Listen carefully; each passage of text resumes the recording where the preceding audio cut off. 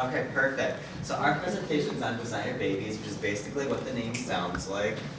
So a designer baby is basically a genetically modified baby, or a GMO baby, if you will. At its most basic level, which is right now, you can edit like the genes to make sure it's free of any genetic disorders, diseases. You can also pick the gender now if you'd like, which is a pretty recent advancement. In the future, at a more advanced level, which is I guess where the designer part comes in, you could pick things like eye color, their skin tone, their hair color, or even their traits. Like I'm gonna make the next Albert Einstein or something like that, okay? The history of the designer babies, we're going to start with the fertilization, insemination, in vitro fertilization, and then pre-implantation genetic diagnosis. Okay, start with just reproduction in general. The first sperm were observed in 1677 by Delaney Boltz. But the first ovum was discovered until 150 years after the later by Carl Ernst von Baer. The first human ovum wasn't observed until approximately another 100 years later, and this could be due because there's like some wild speculations as to how reproduction actually worked. There's like one speculation that there's a tiny baby in the sperm, and it kind of just was like fully developed and then it just grew outright in the sperm. The first fusion of the spermatozoa with the ova, which is like sperm with egg, was observed in starfish in 1876, which was kind of a big step for reproduction. Okay, so artificial insemination didn't take place till mid-1800s approximately. The first human one was done at the Women's Hospital of New York by Dr. Sim. It was an intrauterine injection, which is a little different. It's when the sperm is actually like injected into the uterus. It was the husband's sperm and ended in a miscarriage, so it wasn't successful. But the first successful one was done in 1884 in Philadelphia by Dr. William Pancoast, and this one was successful. They used the sperm of a medical student who was voted best looking in his class. And the husband and wife actually did not know it was a donor sperm until years later. And they went back to the doctor and they told him, and they were actually happy about it, which was a little bit weird, but you know. Okay. So, research on in vitro fertilization was very controversial in the mid-1900s. People thought it was unnatural and a little weird, and the Pope was against it, so most religious people did not agree with it. But he tried to research it anyways, and in 1934, Gregory Pincus, a researcher at Harvard, was actually fired for his research with in vitro fertilization of rabbits. And then in 1965, 30 years later, they finally were able to fertilize the first human egg in vitro in Baltimore by Dr. Jones and Dr. Edwards, who was originally from England. So the first attempt of IVF, where they were planning on actually implanting it into uterus of a woman, was in 1972, and it was kind of undercover kind of thing. They actually started, the mother was in a hospital in Brooklyn, and they extracted the eggs there, and then they had to rush across town to the Columbia Hospital where the father was, and they were actually able to fertilize the egg, but the hospital chairman found out of the experiment, and he shut it down because he was opposed to what they're doing in secret. And then 3 years later, the first IVF was successfully performed, but it did not take. It ended up as an ectopic pregnancy, which is where the embryo implants into the fallopian tube instead of the uterus, so it ended in a miscarriage. And then another 3 years later, Leslie Brown gave birth to the first IVF baby in England. It was Louise Joy Brown. And yes, the U.S. baby. The first U.S. IVF baby was not born until 1981 due to some more regulations that were put in place in the U.S. that in other countries. The first actual designer baby was not born until 2000, which was Adam Nash. Adam Nash was born with pre-implantation genetic diagnosis. His parents both were carriers for a disease called anemia, which causes severe bleeding and immune system dysfunctions. He was actually born kind of as a savior sibling for his sister Molly Nash. She had the disease, and his parents didn't want him to get it, so they decided to do that. It took them 3 rounds of in vitro fertilization to actually get the embryo to take, and he was chosen from 50 different embryos. He was chosen because he did not have the disorder. They actually used blood containing stem cells from Adam and implanted them into Molly, which cured her leukemia and cured her bone marrow failure. She was originally only supposed to live to 9, but it's 18 years later and she's still alive.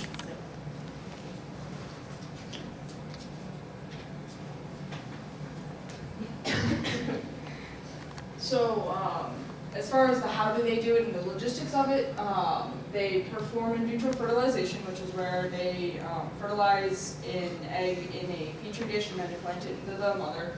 After 5 to 6 days, the embryos will have formed into a blastocyst, which is a certain level of development. It has a certain amount of cells. And then one of those layers is called a trophectoderm, and cells from that layer are taken out and then they're tested for different abnormalities and genetic conditions, and only the embryos that don't have abnormalities or genetic conditions are implanted into the woman's uterus.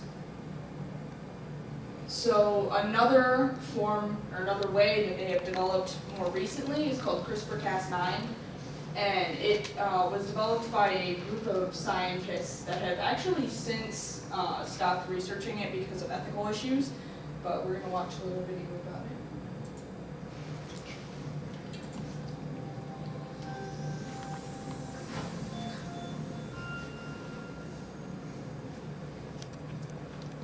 Every cell in our body contains a copy of our genome, over 20,000 genes, 3 billion letters of DNA. DNA consists of 2 strands twisted into a double helix and held together by a single parent group. A pairs with T, G pairs with C. Our genes shape who we are as individuals and as a species. Genes also have profound effects on health, and thanks to advances in DNA sequencing, researchers have identified thousands of genes that affect our risk of disease. To understand how genes work, researchers need ways to control them. Changing genes in living cells is not easy, but recently a new method has been developed that promises to dramatically improve our ability to edit the DNA of any species, including humans. The CRISPR method is based on a natural system used by bacteria to protect themselves from infection by viruses. When the bacterium detects the presence of virus DNA, it produces 2 types of short RNA, one of which contains a sequence that matches that of the invading virus. These 2 RNAs form a complex with a protein called Cas9. Cas9 is a nuclease, a type of enzyme that can cut DNA. When the matching sequence, known as a guide RNA, finds its target within the viral genome, the Cas9 cuts the target DNA, disabling the virus. Over the past few years, researchers studying this system realized that it could be engineered to cut not just viral DNA, but any DNA sequence at a precisely chosen location by changing the guide RNA to match the target. And this can be done not just in a test tube, but also within the nucleus of a living cell. Once inside the nucleus, the resulting complex will lock onto a short sequence known as the PAN. The Cas9 will unzip the DNA and match it to its target RNA. If the match is complete, the Cas9 will use 2 tiny molecular scissors to cut the DNA. When this happens, the cell tries to repair the cut, but the repair allowing researchers to understand its function. These mutations are random, but sometimes researchers need to be more precise, for example, by replacing the mutant gene with a healthy copy. This can be done by adding another piece of DNA that carries the desired sequence. Once the CRISPR system has been cut, this DNA template can pair up with the cut ends, recombining and replacing the original sequence with the new version. All this can be done in cultured cells, including stem cells that can give rise to many different cell types. It can also be done in a fertilized egg, allowing the creation of transgenic animals with targeted mutations. And unlike previous methods, CRISPR can be used to target many genes at once, a big advantage for studying complex human diseases that are caused not by a single mutation, but by many genes acting together. These methods are being improved rapidly and will have many applications in basic research, in drug development, in agriculture, and perhaps eventually for treating human patients with genetic disease.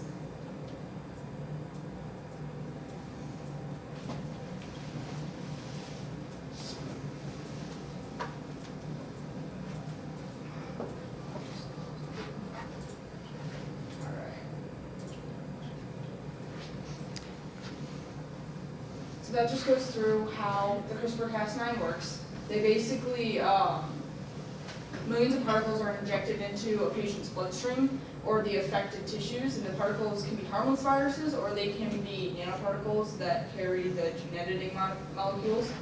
And each particle binds to a guide molecule that finds the DNA that it wants to be changed. And a powerful enzyme that cuts the target DNA will go to there, cut the DNA, and then healthy DNA will be inserted to mend the mutated gene. The particles carrying the gene editing molecules get into the affected cells and enter the nuclei where the DNA lies. And then they go through the process of cutting and replacing the DNA with the healthy genes. Alright, so we're already kind of doing this with animals right now. I know the video said maybe one day in humans, but animals it's already happening, especially in China where it's kind of different than the US, I guess I should say. So they create extra muscular dogs, and yes, that is a real dog. It's a female. I forget her name though, she had a name. And usually they use these dogs for like military police applications because it's China. They also created low-fat pigs, which these pigs, when they're in, what's it called, like like a slaughterhouse, they usually die because it's so cold in the slaughterhouse. So these pigs have less fat, which means they have more muscle, which means they can hold on to heat better so they don't die. Also, it improves the meat quality. I guess you have less fatty bacon. The US has not adopted this yet due to legal issues, except for one exception, and that's salmon, which we do genetically modify salmon, and the modification is so they grow twice as fast as they normally would. But other than that, not in the US yet. Someone could kind of say this is kind of like designer dogs, in a sense, or selective breeding, because we already pretty much do that. As you can see, this $8,000 dog was designed to be very small, and then there's some other selective designer dogs. So cute. Okay, for a human, it's a little bit more expensive than a dog, so you're looking at about 50 grand.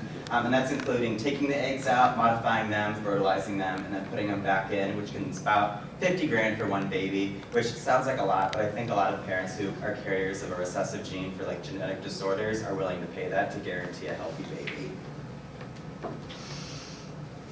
So why do they do it? So I guess a lot of people might be thinking like, what's the point? Like just have a baby, and if it comes out wrong, it comes out wrong, that's fate. Well, reproduction is really messy. So it's one of the biggest, I guess, events in your life. It's one of the biggest things you could ever do, and yet it's the most unpredictable at the same time. So people are really scared when it comes to having a baby in terms of reproduction, like cystic fibrosis, Down syndrome, they're scared of the gender, they don't want to have a miscarriage. Sometimes parents can also want their kids to be disabled. So I read an article about two parents who were deaf, and they wanted their kid to be deaf too, so they could fit in better with their little family. And they designed their baby to be deaf, and it was born deaf. But that's what they wanted. So some of the pros of designer babies, one of them includes the elimination of genetic diseases, which Andrew already talked about. For example, and a lot of people marry within their own ethnic group, And this tends to, although it's perfectly fine, it tends to cause genetic, higher risk of genetic disorders because of staying in the same gene pool. So like, for example, people of Jewish descent tend to have a higher risk for Tay-Sachs disease. People of Caucasian descent tend to have a higher risk for cystic fibrosis. African descent tends to have sickle cell anemia, and so forth. So a lot of parents that are at risk for these diseases, even if they don't have it or they're like carriers, they tend to not want their children to have such diseases because they suck, in a simple term. So one of the designer things is that you can edit the gene disease. Sorry, you can edit the disease's gene out of the baby and make sure the baby's disease free. Also, it can help save endangered species. From what I know of this is not going too well. Although they've worked with, they've actually created like woolly mammoth embryos and implanted them in like elephants to help carry them to term. It's just that a lot of them get miscarried, and I don't think they've had a successful like full-term woolly mammoth pregnancy. But I know they're probably working on this with actual animals that are alive now that are going extinct. And also another big pro that everyone likes is that you can enhance your baby to look better, to be smarter, to be better at things you maybe wanted to do when you were a kid and whatnot. That's one of the big attractions of designer babies. Also, so I guess Europeans and Americans were given surveys on what they would choose if they could design the perfect baby. Europeans lean towards females with blonde hair, blue eyes, average height, and for them to be smart, while Americans wanted males with black hair, blue eyes, above average height, and they desired their children to be more athletic than anything. Like that sums up. The Europeans wanted to pay more for intelligence, whereas Americans wanted physical health and physical agility and athletic ability. And they were very willing to pay between $1K and $2K, but of course, as we just saw from what Andrew had, it's a lot more than that to have a designer baby. Something else in that study too, which I did put in here, is that they asked them like, how much would you willingly pay for a baby that's like guaranteed disease-free? And they said $10,000 if it was guaranteed to be disease-free. But in terms of like, oh, I want a smart baby, like it topped out around $2,000. So some of the controversy with this issue is that it can create a lot of class issues, and that it can really only be available to people of higher classes. So then people of higher classes are having children that are more intelligent and better, more athletic, and just all over better health. And then people of lower classes would be having children the natural way, which is perfectly fine, but it could create an even bigger divide than there already is. And so a lot of people are very worried about that happening if this becomes more of a standard procedure. And it could result, or it also could result in getting rid of genes that prevent other genes from causing things. So certain people have a gene that protects them from malaria, but it also causes sickle cell disease. So if we got rid of the gene for sickle cell disease, then it would make people far more prone to have malaria. And so it's a give and take situation for that one. The embryo is always put at risk when you're doing IVF and when you're doing the pre-implantation diagnosis, because you are biopsying the embryo, and so it can cause it to just completely unfold and basically die. And so that's another risk that you run. And then if nobody has disease anymore, medicine could stop researching them. So the people that already have the diseases are just put at a disadvantage because no one's having it anymore, so there's not a point in researching it and trying to find a cure if no one's going to have it anymore. So then the last two are that the technology, people are worried that people are going to use it in the wrong way. So rather than just, oh, I don't want my child to be unhealthy, they want their child to be overly healthy. They want their child to be overly athletic and overly intelligent, which it could create that divide once more. And then they could run the risk of causing discrimination against non-GMO babies. So children formed the natural way wouldn't be put in as high of a regard as the children that are perfect, quote unquote. So babies today, before the designer baby ban of 2001, there were 17 designer babies made in the US. So this doesn't mean that they were like designed to be the perfect looking human or the smartest human ever. It probably just means that they had genes cut out for certain diseases that their parents were prone to. The first designer baby that was ever created is now an adult. And of course, because of things like HIPAA and whatnot, this information is extremely private. I mean, I think most people wouldn't want their information going around. All of them were genetically healthy except one. The one that was not healthy had a pervasive developmental disorder, which, judging by the fact that they say developmental, probably meant it was more environmental than caused by the genetic modifications. And it's all, as this note says, it's important to note that these are basic designer babies, so they didn't have huge genetic modifications where their physical appearance or mental intellect was changed. So a little bit of a look into the future. I know she just talked about how the babies of the 2000s were kind of very basic, but the UK just approved genetically modified babies last July, which is a little bit later than the United States, but again, they're still ahead in terms of we banned it like 15 years ago, and they are still getting into it. There's a little bit of like a term that parents have to agree to. They have to have the child's best interest in mind, which means they can't make a deaf baby like happened in the US. The child can't have any negative effects on society, like they can't create a murderer or a rapist or anything like that. And then the US also does allow it finally. In Sweden, it's not going as well right now. It did more harm than good. They tried to edit a baby, and it disrupted the genes that were healthy instead of just removing the bad ones. So the embryos had to be killed after 14 days because they just weren't viable anymore. So it's going better in the US.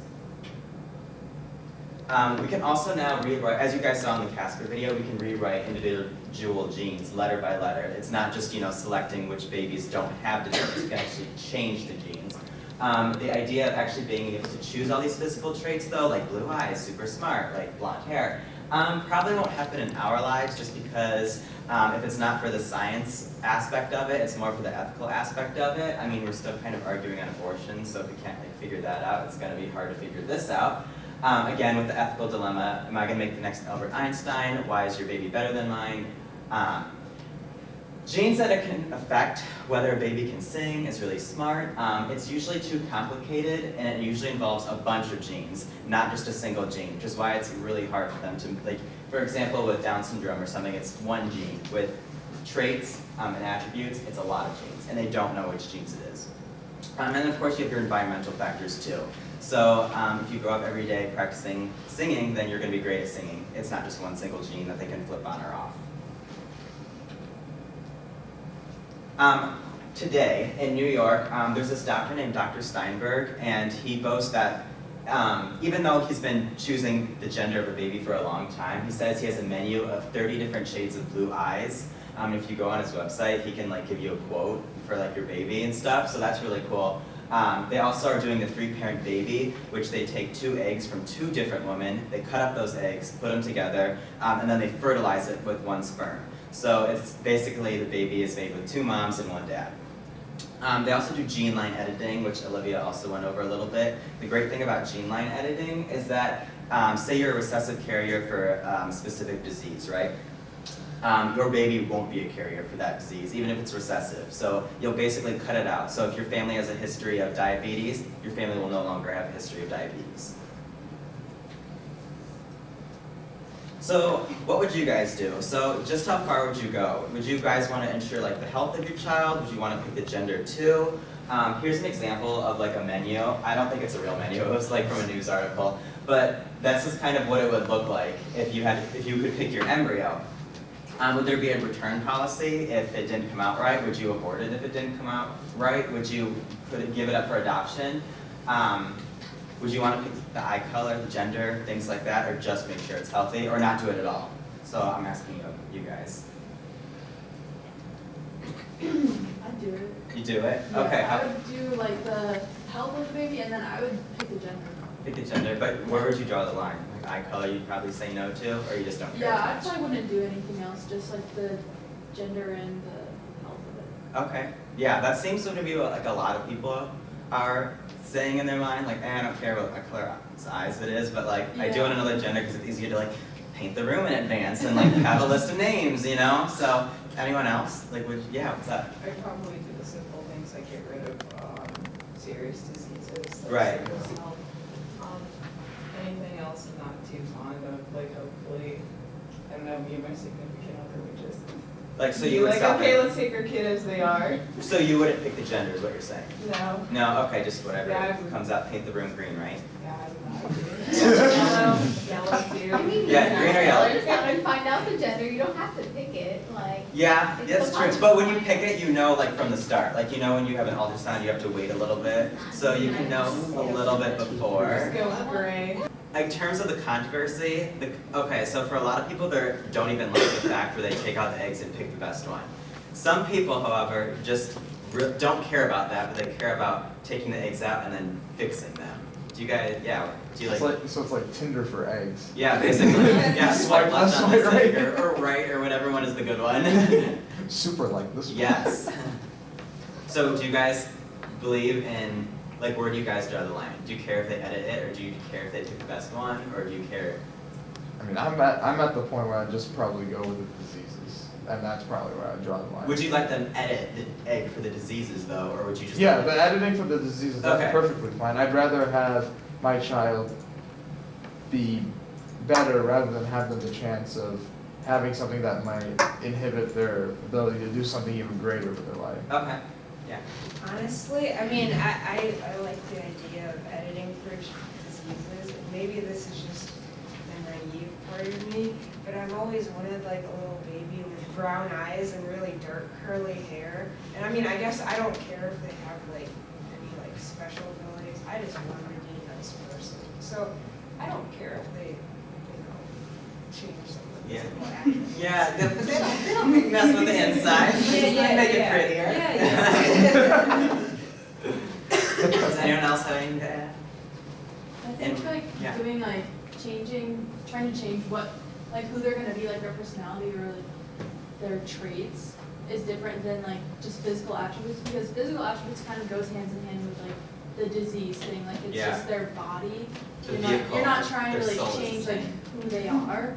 And I feel like if you grew up and like your parents were always like pressuring you to like be good at sports or something, and then they were like, yeah, we like edited you to like be good at sports, like why don't you like sports? Like, Yeah. you know, I feel like that would put a lot of pressure on That people would- and wouldn't let you do like what you actually want. So that's Or it's actually. like just what you look That's a like. good Like, point too. Like, I mean, we always talk about like helicopter parents, who Uh, like they're like, you must like sing and you must be perfect at singing, and they like put them in like every choir. And but like, what if they're like, why aren't you good at this? Like, we designed you for this. Like, it kind of Yeah, takes. what if they don't want to be Yeah, there? that's not your purpose. Like, you kind of pick your own path in life, and your parents are kind of picking it for you, even more so than like a regular helicopter mom or something. So. Yeah, and parents can already do that a lot. Like even when they have good intentions, they can try to like pressure you into things that you might not want for yourself. So Right. I think that's taking It it would a put a little lot bit of like pressure. too far, like trying to decide someone else's life rather than Right. just like Guided. their hair color. Like they can always change that later. Like they can dye their hair blonde if they don't want dark hair. Right. Later, you know. That's true. Yeah. but I guess the thing about like the several eggs and like choosing the better one or something. Like think of that hypothetically as like children. Like, your brother is better than you, so we're just gonna get rid of you, buddy. Like, That's just terrible. But they're not born yet. They take the eggs out before any fertilization happens. Right, I guess. So it's not like it's like, It's like a it's not like they give birth to like 8 babies and then like kill Yeah. 7 of them. But that's what it feels like. That's what it sounds like to me. I'm like, Okay. I feel like the egg thing is kind of like Stuart Little. Like imagine you're an egg just doing your own business and then someone chooses a mouse over you. That would just hurt, right? That mouse also gets a car that drives around the city. Yeah. Hey, as long as that mouse has blue eyes, right? Yeah, oh yeah.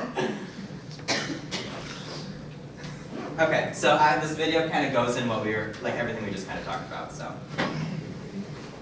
A revolutionary technology that can edit genetic mistakes.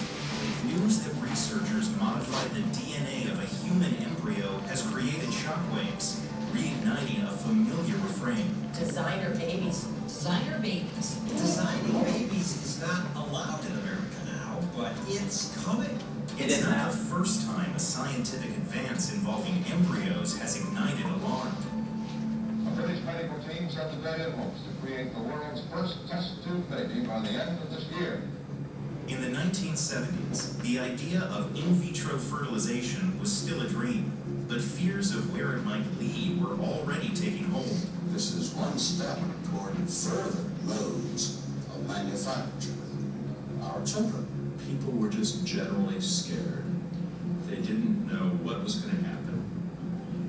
I think it was tied up with That's what the news makes a lot of it. the babies there What, like? were gestated in what he called bottles. Mark Bernard G. Inspected and approved. To create a baby in the laboratory, left petridage was considered not just abnormal, it was considered immoral. Several other doctors say they are against the idea. They claim that it opens the way for mass production of babies and, as they put it, a nightmare of biological engineering. Concerns range from, there's a slippery slope here. Once we start making life outside the womb, once we start making life in dishes, won't we wind up saying that's the best way to do it for everybody? That we're going to wind up eliminating natural reproduction? People said all sorts of nasty things about it. They thought they were creating designer babies, they would create monsters. There was fear that someday the techniques could be used to develop something other than a normal human being. One MP warned of the dangers of scientific breeding becoming a reality, of a revival of Adolf Hitler's concept of a master race. The two scientists at the forefront of the research, Patrick Steptoe and Robert Edwards, conducted their work in a secluded laboratory far away from the media spotlight. They were doing things like disguising themselves and making sure that their cars were parked at a different location when they went to visit or do any of the work.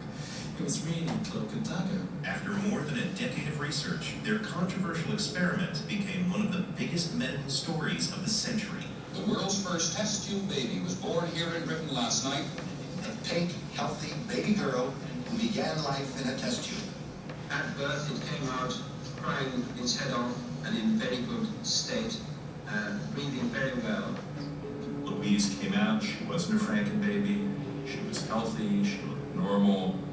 The fact that the first human IVF that went to term resulted in a healthy baby dramatically changed perspectives on IVF. We forget now because IVF is commonplace, but really, Louise Brown heralded hope for millions of people throughout the world. That hope and the media's fascination generated hundreds of headlines around the globe. When I look back on the cuttings, newspaper cuttings, and films, we couldn't come back home to Bristol for 11 to 12 days. And when we did, there were 100 journalists plus outside our little house from all over the world. It was just madness. The birth of Louise Brown was a Nobel Prize-winning event, not just because of the technology, but because of the beauty of what it did for Louise Brown's family and for thousands and thousands, now millions of couples around the world who have been able to have children. Dr. Mark Hughes is part of the team of scientists that took IVF to the next level. In the early 1990s, they pioneered a technique that allows doctors to screen embryos for potentially lethal diseases. The idea is to make a diagnosis before a pregnancy ever begins, so that couples who are at high genetic risk can avoid that disease before they ever get pregnant. It's called pre-implantation genetic diagnosis, or PGD, a procedure in which couples go through IVF even if they don't have fertility problems. Doctors then test the DNA of the embryos and only implant healthy ones. We can say, now embryo 2, 5, and 7 don't have this genetic condition, and they'll be safe to transfer. Not long after Eden was born, we knew there was something that wasn't exactly right. When Randy and Caroline Gold's second child, Eden, was 18 months old, she was diagnosed with mucolipidosis type 4, or ML4, an incurable genetic disease with a heartbreaking prognosis. Kids with mucolipidosis type 4 will likely never walk. They'll never talk. They'll go blind by the time they're 12 years old, and they will have a very limited lifespan. The Golds dreamed of having a third child, but they knew that dream carried big risks. Because Caroline and I carry the same mutation for ML4, we have a 25% risk with every pregnancy that we can have a child with that disease. The Golds turned to Mark Hughes, and using PGD, he was able to identify an embryo without the ML4 mutation. Today, Eden has a healthy little sister named Shine. It was an absolute miracle. PGD has helped thousands of families like the Golds, but it has also reignited a familiar debate. Is it leading to the creation of designer babies? As the science advances, ethical questions about when and where to draw the line when it comes to picking and choosing only the healthiest embryos, critics say can become a slippery slope. From the very first cases of embryo testing for genetic disease, the slippery slope of designer babies was in everybody's mind. Oh, we'll be testing for anything. The use of embryo screening procedures like PGD has expanded. They can now test for hundreds of diseases and chromosomal abnormalities. Yet much of the media attention has focused on the doctors who push those boundaries. This is the room where the magic begins. It's called gender selection. For over a decade, Dr. Jeffrey Steinberg has been a flashpoint in the debate, constantly in the news for marketing the use of PGD not just for medical necessity, but to let couples choose the sex of their child. Dr. Jeffrey Steinberg, director of Fertility Institutes, says up to 90% of his patients come to him specifically because they want to decide whether they have a boy or a girl. The technology was out there, it was being applied only to preventing diseases. Well, I decided to open the door and expand it and say, listen, this is something that people are interested in, causes no harm, makes people happy, let's expand it. Sex selection for non-medical reasons is illegal in many countries, but not in the United States, where some aspects of the fertility industry are loosely regulated. Many of the procedures cost upwards of $10,000, yet Steinberg says he has no shortage of patients and is currently marketing a new cosmetic option for what he calls 21st century parents-to-be. 25 years ago, I predicted we would be choosing eye color. We're able to do that now. It turns out people want blue eyes. Not only are we able to assist with that, but we can offer them a choice of 30 shades of blue eyes. These claims are met with great skepticism by many scientists and also raise ethical concerns. Jeffrey Steinberg claims that he can give you a child with a particular eye color. I don't know what he really means by that, but I think that, again, is an example of how we have to be very careful to draw lines that are clear and can be enforced. Marcy Darnowski runs a watchdog group that focuses on the social impact of reproductive and genetic technologies. What counts as medical? What counts as enhancement? I mean, how could you draw a line? Today, that question is more relevant than ever. A medical breakthrough or the first steps down a dangerous road? In 2017, Researchers at Oregon Health and Science University announced a groundbreaking development. For the first time in the United States, scientists have edited the genes of human embryos. Using a technology called CRISPR, they were able to correct a defective gene that causes a potentially fatal heart disease, altering a trait that could be passed on to future generations. There was never any intention of creating a pregnancy, but like IVF before it, the breakthrough was received with both excitement and alarm. Critics worry CRISPR could be used to create designer babies. Last year, former Director of National Intelligence James Clapper called genome editing a potential weapon of mass destruction.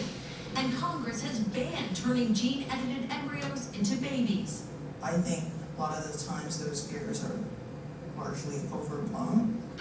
Dr. Paula Amato is a co-author of the research on editing human embryos. When you think about the traits that people would like to enhance, things like intelligence or athleticism, we actually don't know the genes that are responsible for those things. And it's likely to be more than one gene. So even if you wanted to do that, at least at this point in time, it would be very difficult, if not impossible, to do. But the ability to genetically modify embryos could be a new frontier, one in which it is no longer just about changing the genetic traits of an individual, but of all their descendants as well. I think this is a slippery slope that we're on. That doesn't mean that we have to forego everything along the way. It does mean that we have to make sure we have brakes and we have to make sure we have stopping points. All new technologies need to be carefully and properly assessed. I think you can't have the Wild West. On the other hand, I think you can get yourself into a fear situation where you become paralyzed and can't do anything.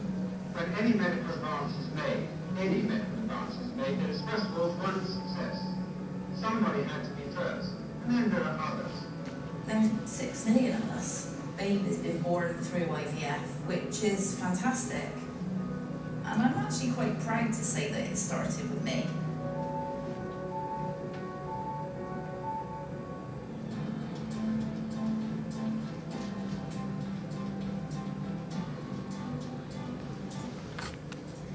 So what did you guys think of that? This is later, but anyone have any thoughts about that? Yeah. Well, I was just gonna say, about the family that had the second daughter with a genetic disability, that's really kind of sad. And I mean, I know like some people are against like editing disabilities out of people, because I mean, people with disabilities are important. They're a part of our society and whatnot.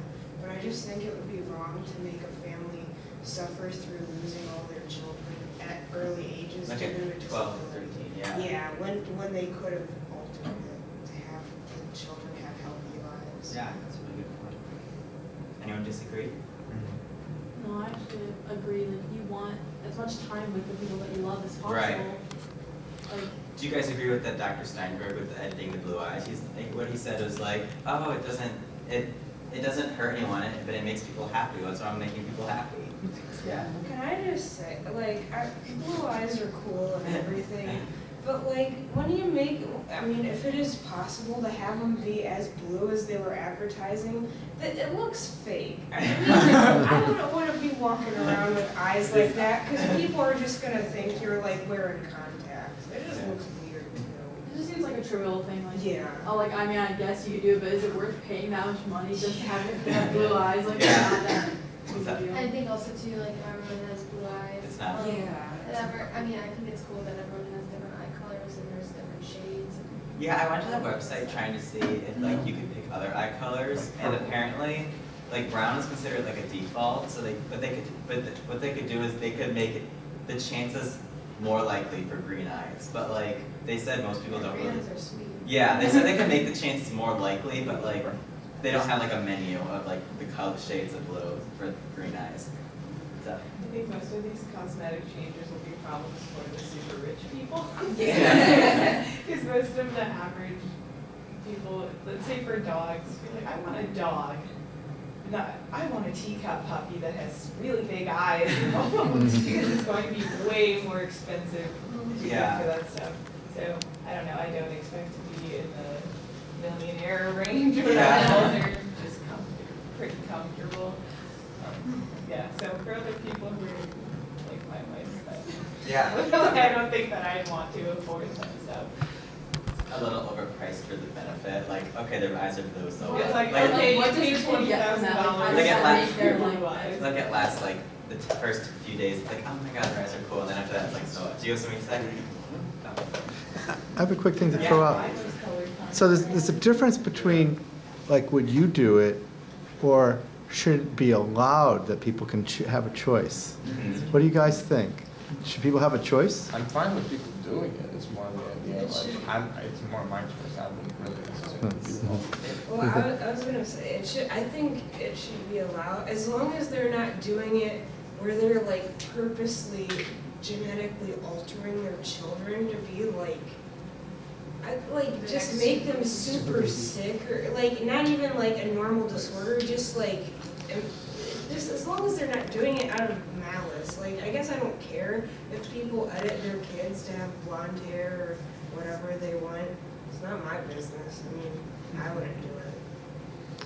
What do you think if someone made their child into like a super soldier? You know, Well, in China, what would you? I mean, and if people said no, you shouldn't do that, and they do it, should society take action against the parents or against the child?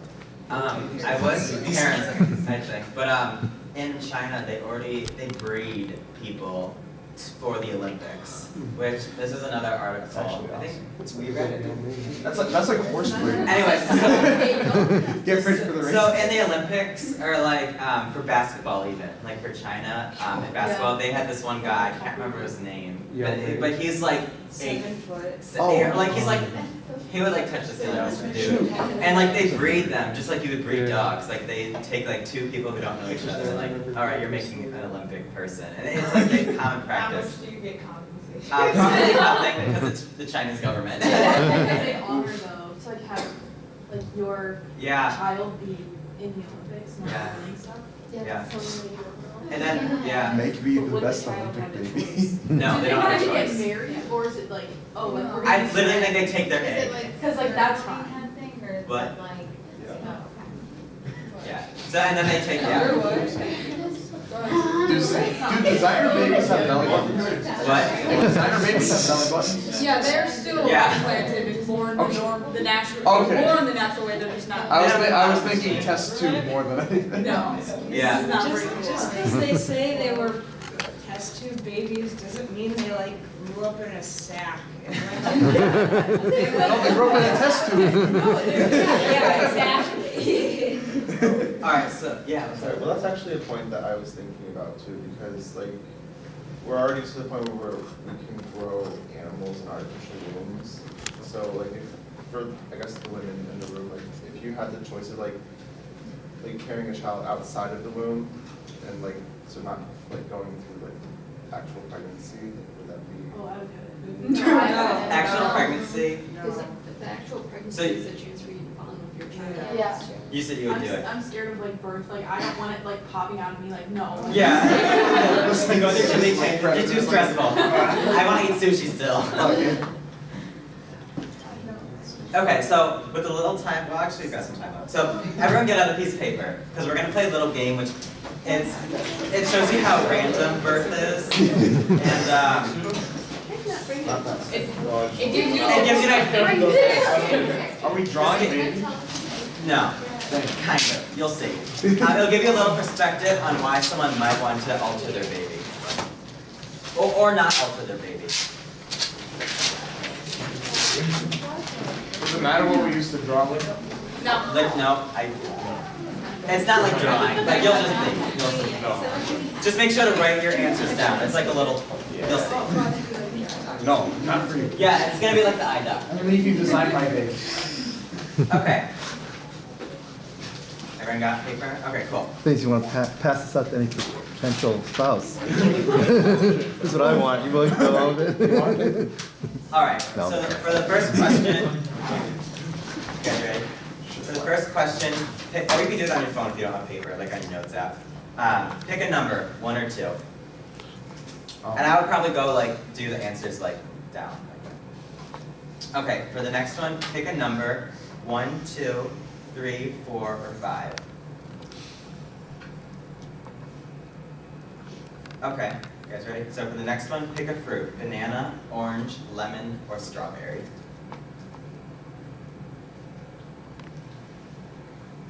Alright, for the next one, pick a vegetable. Carrot, onion, or pepper.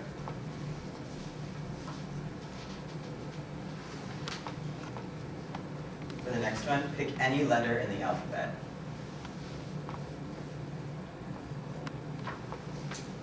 For the next one, pick any number between 1 and 20.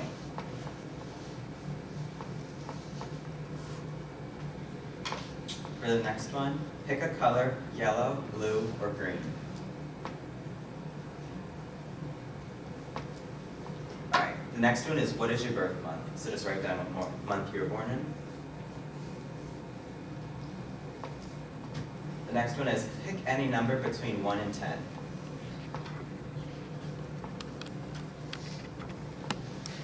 And the next one is pick any letter. Sure. Wait, does it have to be from the English alphabet? Yes. Ceiling. Cotton bud. Okay, the next one is what battery percentage is your phone on? Well,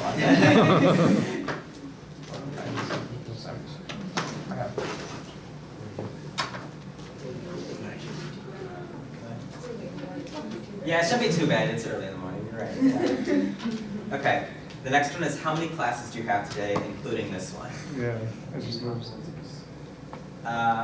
No. about online ones? Count the online ones. Don't count the ones you skip. Like, oh, no, If you're gonna work on it, sure, go ahead and count it. Okay, and then the last one is pick any number between 1 and 100. Alright, so you guys ready? Alright, so for the first one, if you picked 1, it's a boy. If you picked 2, it's a girl. So I'll probably write this down. So you could. So you got what you wanted. One is a boy, 2 is a girl. Yep.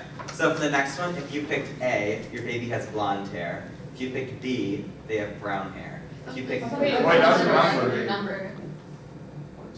Yeah, you said. Oh, is that one? I'm sorry, I skipped that one. So 1 is blue eyes, 2 is brown eyes, 3 is green eyes, 4 is black eyes, and 5 is gray eyes. I did skip the hair one, I'm sorry. They're babies, they're bald anyway. Okay, so the next one, for your fruits, if you picked a banana, they are 4'5", this is height.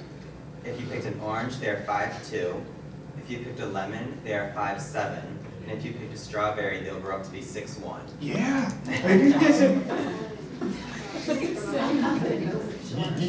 Okay, the next one was the vegetable. So if you picked a carrot, they have straight hair.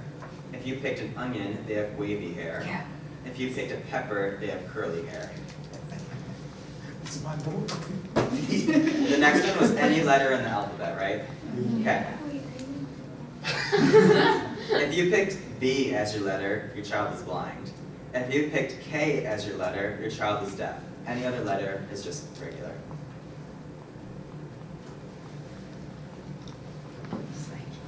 So for the next one, which was your number between 1 and 20, if you picked 3, your child has autism. If you picked 7, they have dwarfism. If you picked 20, they have Down syndrome. If you picked 11, they have depression. So the next one was the picking a color. So if you picked yellow, your child has a high risk of cancer. If you picked blue, they have a low risk of cancer. And if you picked green, they just have a regular risk of cancer, so medium. I'm so happy right now. Medium cancer. You have a medium cancer in your left arm. So the next one, which was your birth month. So if your birth month is in December or July, your child is in the top 40% of their class. If your child's birth month is August, September, or November, your child is in the lower 40% of the class. Oh, no. Any other birth month is the medium 50% of the class. Listen, they add up. They don't have to be, they're mutually exclusive. Yeah, they're mutually exclusive. Okay, so the next one was pick any number between 1 and 10. If you picked an odd number, your child is average looking. If you picked an even number, your child is attractive. But if you picked 4 or 5, your child is ugly. Oh. I'm so happy.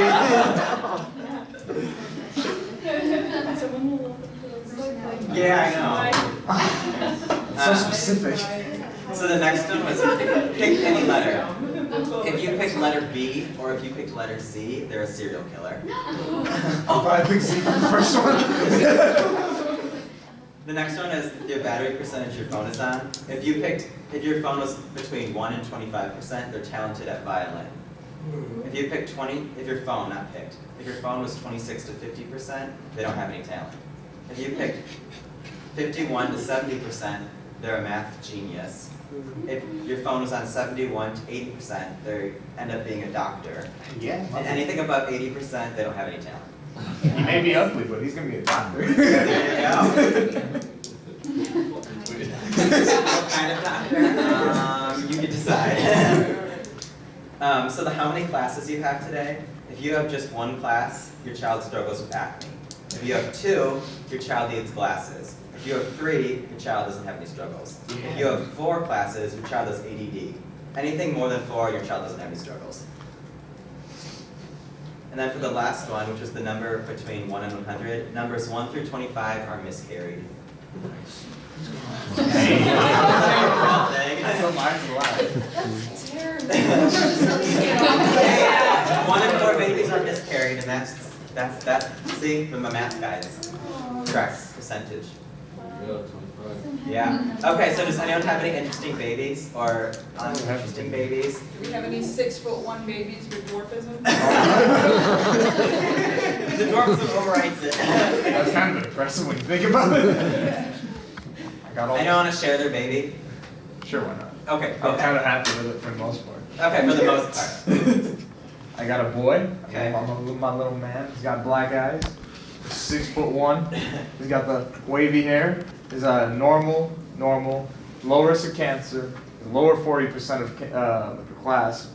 It gets interesting as we go. Yeah.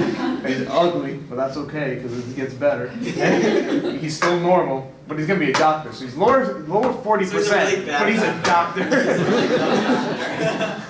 I see where he gets it from. Do you want to be your doctor? He has no struggles, so that's good. And he's still lower 40% of class, so that's okay. And he's normal. By the way, the number I picked was 69, so we're okay. Anyone else want to share their baby? Yeah. Okay. I had a girl with gray eyes. He's 5'7", has curly hair, isn't blind or deaf, has a low cancer risk, is in the lower 40% of her class, is average looking, a math genius and needs glasses. Okay, but it kind of worked out perfectly. Anyone else want to share their baby? I made you do all this work. Sure, mine is a girl, black eyes, 6'1", which made me really happy. Yeah. Gray hair, she's not deaf or blind. And then the other one was Noah's Law, I think she was this really after that. And then low risk of cancer, like she's in the middle 50% of the class. My child is ugly, which is really bad. She's not a serial killer, which is good. And she's a math genius and she needs glasses. How about that? Cute. Yeah. Just adds up to it. I feel like there's like a trend here. So 2 out of the 3 episodes here got like an ugly child. So I have a question, guys, because this is very interesting. Do you think you would, if you were dating somebody and getting serious, you'd want to sit down and talk about your list to see if you share the agreement? So you, like on the second date, you'd be like, what jeans do you? Second date? Is this like for dating sites? Would this be like what kind of babies like you match together? I mean, like, it's kind of strange to think you'd even talk about it, right? I mean, for me, if you want kids, you kind of want kids. You know, a lot of people, yeah, they'd be happier if I had a girl with blue eyes that was 5'7", you know, whatever. But in the long run, if they're gonna have a child, they're gonna want the child to begin with. So, I guess that's my take. I feel like some of the aspects you can kind of see just from what the other person looks like. Right. If their whole Perhaps. family's super tall, your whole family's super tall, and your kids are probably gonna be tall. Yeah, you have expectations. Yeah. Like some of the genetic stuff, like as far as like physical appearance, you can kind of guess at like Right. the general range of what you're gonna get. You can use one of those Facebook apps, what will our baby look like, right? Yeah. And the thing is, people like obviously date people they're attracted to. So like you would, I mean, you would be kind of like picking genes for your child based on what you think is attractive. Do you know what I'm saying? So like. Now there is an article that, I'll try and find it, where it's a common thing now. Legally, they now allow people who have been born through in vitro fertilization to find out their donor eggs. And so it's a common thing that started, at least for some families. There's one article on someone who, their eggs were used to produce over 100 children. And so one of those is going out to have a big family reunion to meet all their step siblings. All the peers are just like, yeah. But it's from all one male donor. That's crazy. But I think it's the choice of the donor if they want the child to know who they are. I know someone that actually has a donor child, and her donor, her father, chose that he does not want to know like who the child is, so she doesn't have any access to know who he is. But there's actually regulation now that donors can only have up to 10 children, unless you are a donor's child and the mother or father want to have another child. So you can't have like hundreds and hundreds of kids anymore. Yeah. So I mean, there's regulations on it, and like she was telling me all about it because like she knows she has 10 siblings and possibly more because her sister is actually from the same dad. So she's been meeting or tracking them down? No, she doesn't have access. Like Okay. whoever. Would she want to, do you think? I didn't ask her that question, but she doesn't have the choice to meet who her dad is because the donor her father donor put down that he does not want. Because this article I read, I think it's something like they all got to a Facebook page and they're sharing medical information and life stories, just in case, because they are all 50% genetically. Well, now with the advent of like 23andMe, it alerts you if you're like close family members also registered on the genealogy site. No, that's another point too. Through the genealogy sites, if you do genetic testing, they're sending out who you are like. So whether or not the person gave permission, people are probably going to be finding out who they're related to. Yeah, I was just saying the regulations on where you can get your donors. Yeah. So the point of this activity is kind of to get you guys to see whether if you had a baby, how random it is, and if it would get you to change your opinion if you have a designer baby or not have a designer baby, or just go with the chances. So does anyone change their opinion or solidify their opinion, or? Love the randomness. You like the randomness? I love the randomness. You like the dumb doctor idea? Yeah. Still a doctor. Yeah, still a doctor's a doctor. Let me throw one more wrench on this. Because you can grow babies out. You get surrogate mothers, okay? People even talked about having human embryos brought to term in other animals, okay? So then, what if someone produced like 100 babies and you go and you choose them after they're born? What? No, so in other words, you could see, right? Because people are growing them like a product. like actual Cabbage Patch Kids. Like Cabbage Patch Kids. Like a field of cabbage. Should we ban that? Yeah, that's a good point. Say that again. Like, do the rest of them? Oh, what if the rest of them? I mean, this is just a joke. I hope it doesn't actually happen. But what if the rest of them just went to like the army? Or a Clone Wars. But like, that could happen in China. Just make a Star Wars, yeah. Only gonna make a bunch of clones, I think that's like across the line. Well, it's one thing when it's just like an egg or just a little zygote that couldn't be alive outside of the mother. But then it's another thing when you're taking babies to term and then deciding that you don't want a baby that, like a bunch of the babies that came to Like planning a child is different than choosing out of Like by then it's children too that have late. already been born, Yeah. Yeah, I agree. So, but I mean, these are all ethical issues that technologically it's possible. What's society going to do? you know, what should we regulate or what should we not? Technology moves too fast for us to make up our minds on ethical issues half the time, so. I'm just curious, who else had an ugly baby? Yeah. You got an ugly baby? Well, they adopted. All right. Thank you.